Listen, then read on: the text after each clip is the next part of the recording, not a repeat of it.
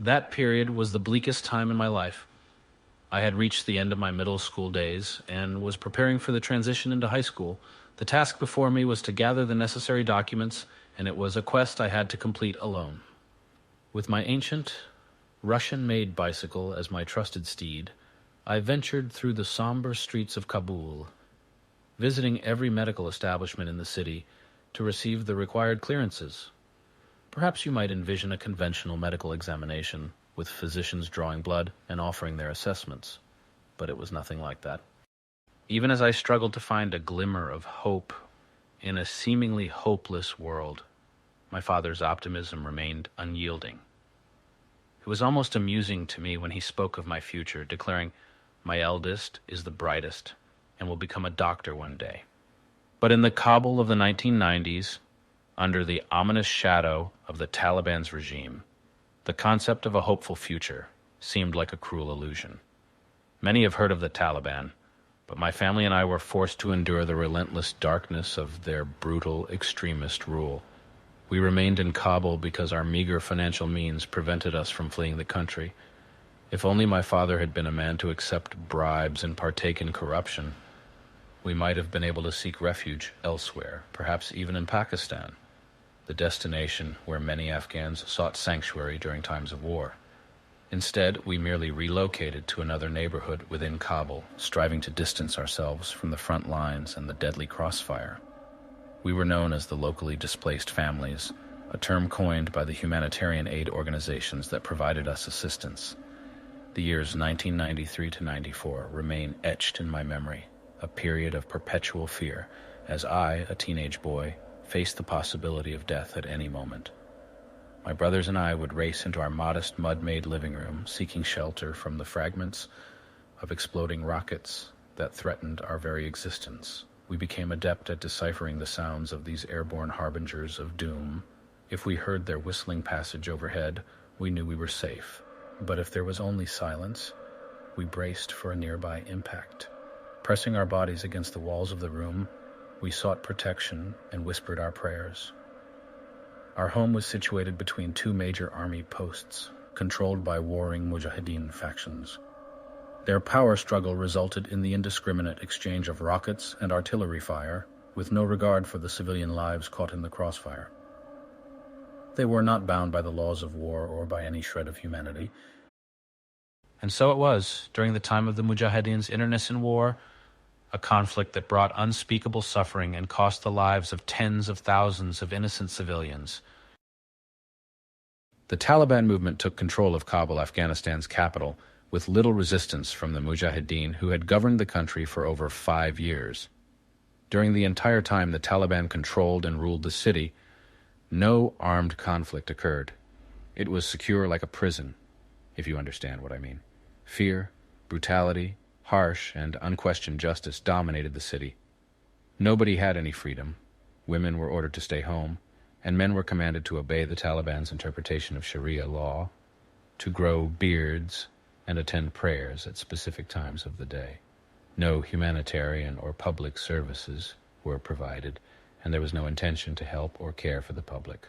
I remember children being placed on the back of a pickup truck accompanied by other local children, their faces painted black, a sign of shame, and beaten constantly to ensure they continued shouting that this would be the fate of a petty thief.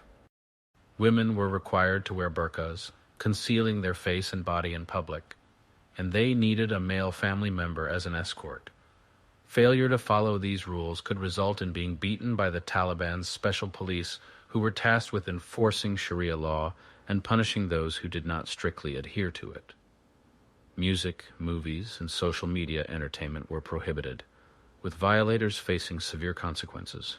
The only soccer stadium in Kabul became a site for public executions, where individuals were executed, had limbs amputated, were stoned, or lashed based on the severity of their transgressions as determined by an uneducated mullah. Legal representation was unheard of, and juries were non-existent. The Taliban, comprised of mullahs, led and controlled the local and federal government. They prioritized the expansion of Sharia law across Central Asia, seeking to first quell resistance in the northern provinces of Kabul. Locals referred to the Taliban, who controlled about 95% of Afghanistan, as Pakistani dogs. Education focused more on religious teachings than social sciences or standard subjects. I recall struggling to wrap my 100-foot turban around my head and keep it in place throughout the day, even while biking to school. The city resembled a scene from The Walking Dead. Women were not allowed to work, so my mother, a schoolteacher, became a stay-at-home mom. My father, a military colonel, lost his job due to his disagreement with the Taliban's uneducated representative. Our family had no income, and with 5 siblings, we relied on sporadic help from our uncle in Germany. My father encouraged us to continue our education despite the hardships. My mother frequently repaired my worn-out plastic shoes for school. We were fortunate if we could afford 1 or 2 new clothing items per year. I remember walking 15 miles to school after my bicycle tire punctured during our final exams. Local shopkeepers nicknamed me Tomato because I sold tomatoes harvested from our backyard to grocery stores. With no electricity or electronic water pump, our family cultivated vegetables through collective effort. I manually drew at least 1,000 liters of water from a well, developing strong arms and calloused hands by the age of 17.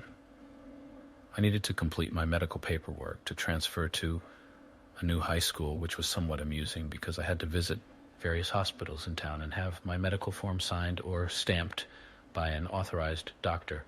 At the first hospital, the doctor wrote, "He is healthy," and stamped it without even checking my ears or throat. "Sir, are you going to check and see if I have any health problems?" I asked. "You look fine, son," said the on-duty doctor and added, "We have many other urgent issues to attend to. We don't have time for this paperwork game." "Well, that makes it even easier for me," I said. So I moved on to other hospitals to get my health stamps for my blood, eyes, and so on, all by riding my bicycle for miles and miles. It was time to go to the Ibn Sina hospital. As I walked in, the receptionist asked, "Why are you here?" "I'm here to get my medical form stamped," I replied. He informed me that the hospital president wasn't there that day and suggested I come back tomorrow. It took me 3 days to finally find the president at work. The receptionist directed me, "Go to the 2nd floor, 2nd door on the right." The Ibn Sina hospital was once a famous and well-equipped hospital nationwide. However, during the Taliban regime, everything changed. I took the stairs to the 2nd floor, and the 2nd door on the right was half opened. I saw a man wearing traditional Afghan clothes and a huge yellow turban. Since I was expecting someone in a cleaner, more professional outfit, like a doctor's white coat, I said to myself, "He can't be the president of the hospital."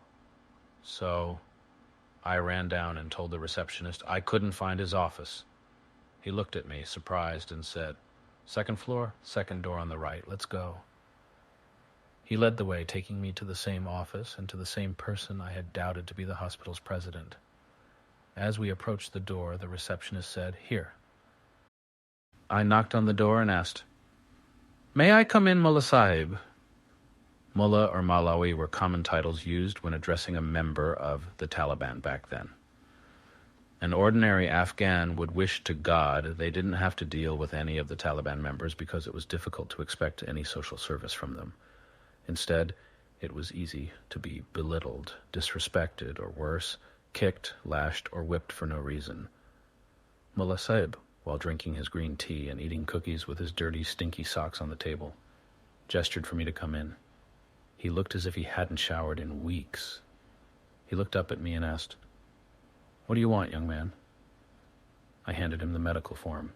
It didn't take me long to realize that, like many other Taliban members, he was uneducated and couldn't read or write. He was in charge, perhaps because he was close to higher-ups in the Taliban.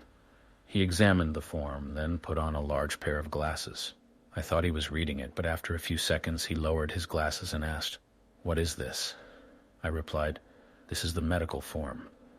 It seemed like he had never seen anything like it before. Still looking at the form, he asked, "What should I do with this?" I said it needed to be stamped to verify my health. "Oh, my head got open now," meaning, "Oh, I see." Then he smiled. The smashed cookies were lodged in between his yellow, unbrushed teeth, and the crumbs at the corners of his mouth created a disgusting scene.